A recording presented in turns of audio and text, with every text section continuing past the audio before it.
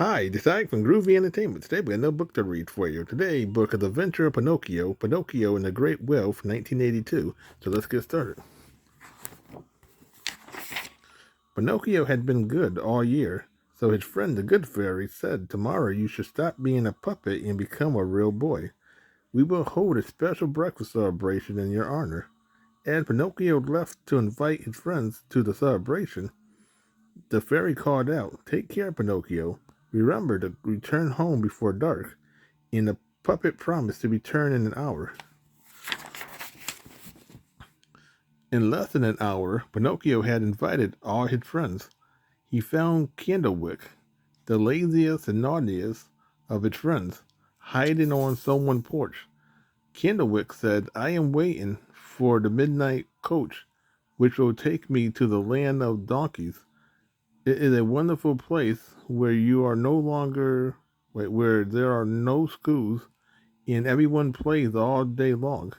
Why don't you come too?" "Oh no," said Pinocchio. "I promise to be home before dark. But tell me, are you going alone?" Candlewick explained. "That's more than a hundred. That more than 100 boys would be riding in the coach. That would be a great sight to see. But I must go home," said Pinocchio. "Wait 2 minutes longer," said Candlewick. And before Pinocchio realized it, those 2 minutes had stretched into 2 hours. "Are you sure there is never any school in the land of donkeys?" asked Pinocchio. "Never," replied Candlewick. "It sounds like a delightful place," sighed Pinocchio. "Then come with me, coach his friends." But Pinocchio replied, "Oh, I really can't." At that very moment, the midnight coach came down the road. "Here it comes!" cried Candlewick. The coach was pulled by 12 pairs of donkeys with boots on their feet. The coachman was so jolly that dozens of boys had already squeezed into the coach just to ride with him. Candlewick quickly climbed aboard.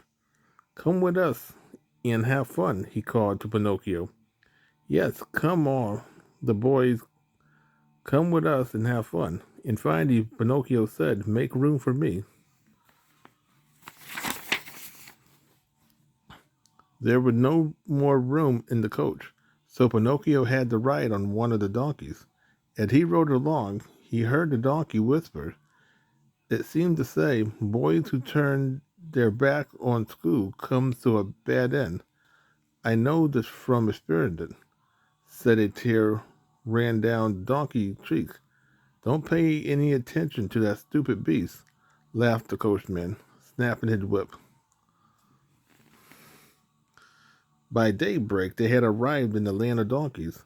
What a wonderful place it was! Boys were everywhere, playing ball, riding bikes, chasing one another, walking on their hands, and generally having fun. As soon as the coach stopped, Pinocchio, Candlewick, and the others joined right in. The hours became days, and the days stretched into weeks.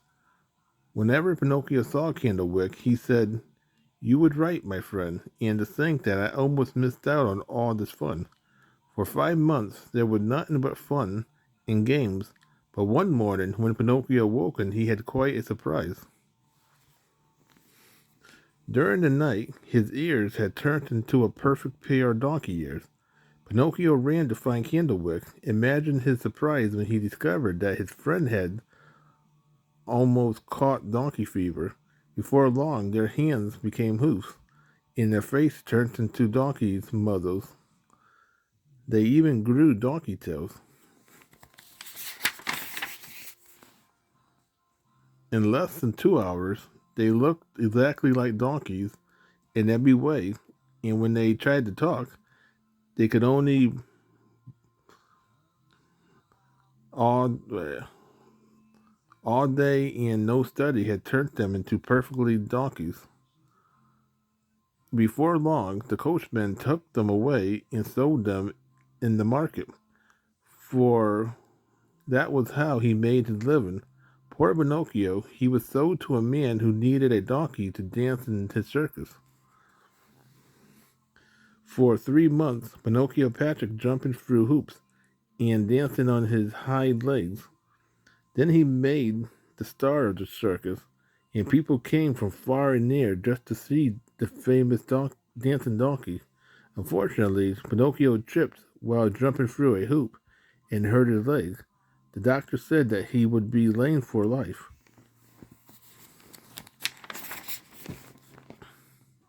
Pinocchio was sent to the market, but no one would buy him.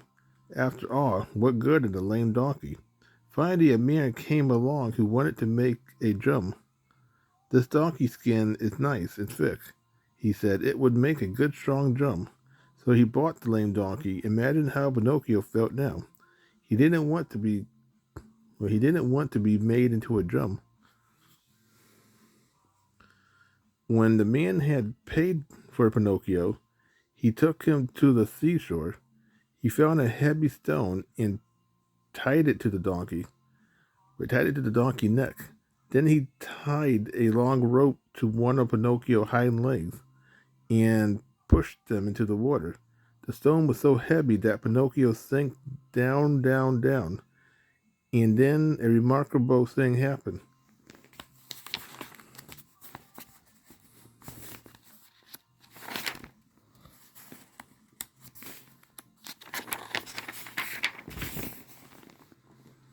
When the man thought his lame donkey had been drowned, he pulled the rope in, but instead of a donkey, he found a wooden puppet.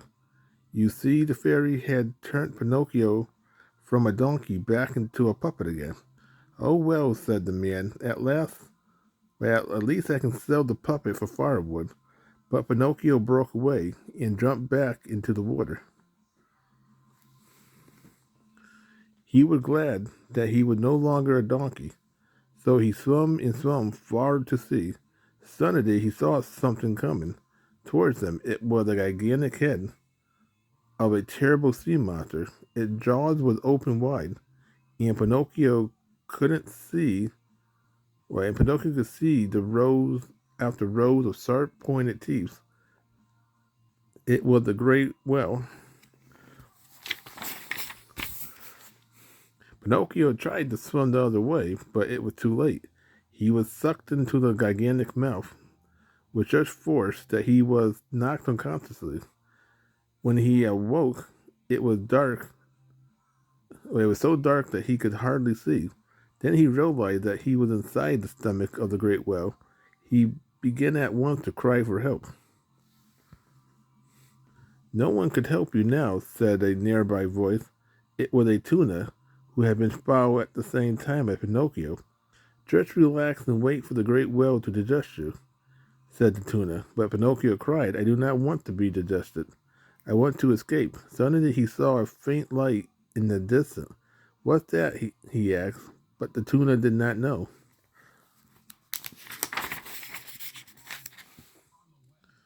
As Pinocchio made his way toward the light, he saw that it was a candle. It was sticking out of a bottle that was sitting on a table. An old man sat near the table. When Pinocchio got closer, he saw that the man was Geppetto. Father, cried Pinocchio. Pinocchio, cried the old man. And they hugged each other until their arms ached. Of course, Pinocchio told him everything that had happened.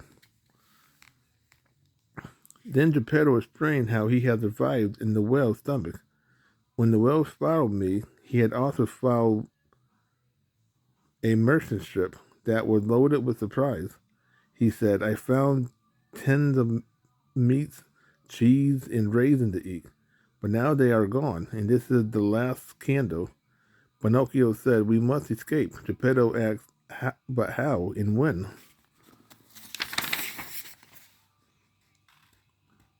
But when the whale fell asleep, we will escape, said Pinocchio. So that night, when the great whale slept, Pinocchio and Geppetto climbed up his throat and tiptoed across his tongue.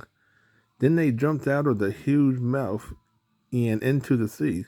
Geppetto did not know how to swim, so Pinocchio held him on his shoulder as he swam toward the distant shore. Pinocchio was a good swimmer, but the shore was far away. He swam and swam until his strength began to fail, and he had no breath left. When he knew he couldn't go farther, he cried, "Help me, I am drowning." A moment later, father and son heard a voice call out, "I will help you." It was the same tuna that Pinocchio had met inside the well. "How did you escape?" asked Pinocchio. "I simply followed your good example," replied the tuna. "Now climb on me, and I will bring you safely to the beach." So Pinocchio and Geppetto climbed up on his back and was given a comfortable ride to the shore. Soon the puppet and his father had their feet on dry land again. They thanked the tuna for his help and waved goodbye. Since morning had come, they had set off down the road looking for a house where they might find some breakfast. Geppetto was so weak that he had to lean on his son to keep from falling down. They came to a little straw hut. Inside it was the talking cricket. "Oh, my dear little friend," cried Pinocchio. But the cricket scolded. "Now you call me friend, but long ago you chased me from your house." Sadly, Pinocchio said, "Then you should chase me now." But instead, the cricket made a soft bed for Geppetto and sent the puppet out to fetch him a glass of warm milk. A farmer at a nearby farm made Pinocchio work for the glass of milk. The puppet worked as hard as a donkey. Even when he was exhausted, he kept working.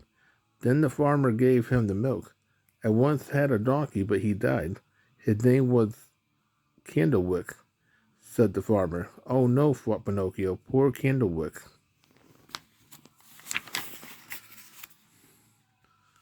For the next 5 months, Pinocchio returned each morning to the farm. He worked all day for milk and eggs for his sick father. In the evening, he learnt to weave baskets, which he sold at the market. He even made a wheelchair for Geppetto. By working long and hard, he managed to care for his father and save a little money besides. One day, Pinocchio was going into town. He saw a snail. She was the same snail who kept house for the good fairy. "The fairy is sick and dying," said the snail. "She cannot afford to buy food or medicine." At once, Pinocchio gave her all the money he had, saying, "If you return in 2 days, I will have more money for the fairy."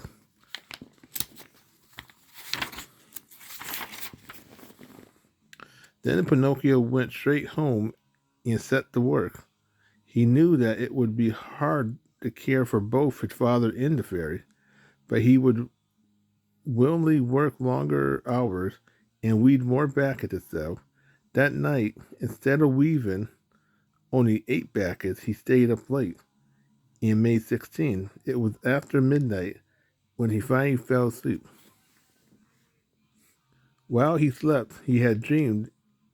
In his dream, the fairy appeared and said, "Well done, Pinocchio. People who care for others deserve praise and love. To reward you for your good heart, I forgive you for everything that you had happened in the past. In the future, if you simply do the best you can, you will find happiness." Then the dream ended. When Pinocchio woke, he looked around.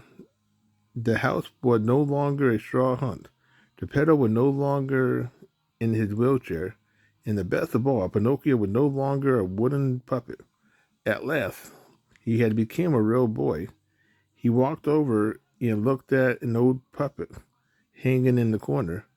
Then he laughed merrily and said, "How foolish I was when I was just a wooden puppet." He was so happy now that he was a real boy. So that was The Adventure of Pinocchio, Pinocchio and the Great Well from 1982. So if you like, subscribe, share, and comment, have a groovy day with another video coming out real soon.